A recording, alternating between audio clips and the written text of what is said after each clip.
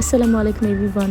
যত বেশি বড় হচ্ছি তত বেশি আমি সব কিছুতে মাকে খুঁজছি। বিয়ের আগে আমার মা কখনো আমাকে এক গ্লাস পানি ঢেলে খেতে দেয়নি, রান্নাঘরে যাওয়া তো দূরের কথা। বিয়ের পরে সবচেয়ে বড় যে কষ্টটা পেয়েছিলাম সেটা হচ্ছে মার হাতের খাবার না খাওয়া। আমার মা আমার জন্য 2 থেকে 3 বেলায় 3 রকমের খাবার আমার জন্য রেডি রাখতো। অ্যান্ড বিয়ের পরে আমি এই জিনিসটা এত বেশি মিস করেছি, তো আমি ডিসিশন নিয়েছি যে আমি আমার 2 মেয়েকে রান্না শিখাবো, ওদেরকে রান্না করতে দিব, সো দ্যাট ওরা লাইফে কখনো যেন এই জিনিসটা ফিল না করে। আজ আমি এত বেশি মিস করছিলাম আম্মুর হাতের কাঁঠাল বিচি ডাঁটা শাক দিয়ে ডাল।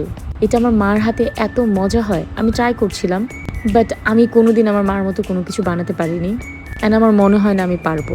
আম্মুর মতো অল্প অল্প হয়েছিল, বাট আমি একটু পাকনামি করেছি, এর জন্য হয়নি। ডাঁটা শাকের যে শাকগুলো থাকে ওইখানে নরম নরম যে শাকগুলো, আমি লাস্টে নরম নরম শাকগুলো অ্যাড করে দিয়েছি, অ্যান্ড শাকগুলো থেকে পানি বের হয়ে আমার এই জিনিসটা এত বাজেভাবে নষ্ট হয়ে গেল, আই ওয়াজ ভেরি স্যাড। শাকটা স্কিপ করে এই রেসিপিটা আমি ভেবেছি আরেকদিন ট্রাই করব।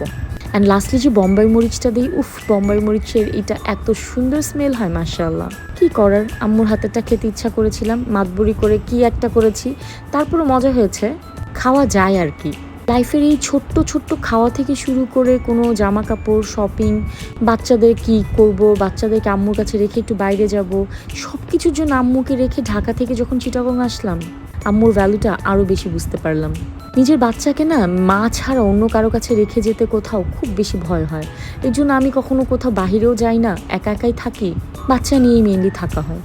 তাও আলহামদুলিল্লাহ মারিয়াম অ্যান্ড মাইমুনা তো ওর মামির সাথে আছে, আমি না হয় আমার মামির সাথে নাই। সবাই প্লিজ আমার মার জন্য দোয়া করবেন। আল্লাহ হাফেজ।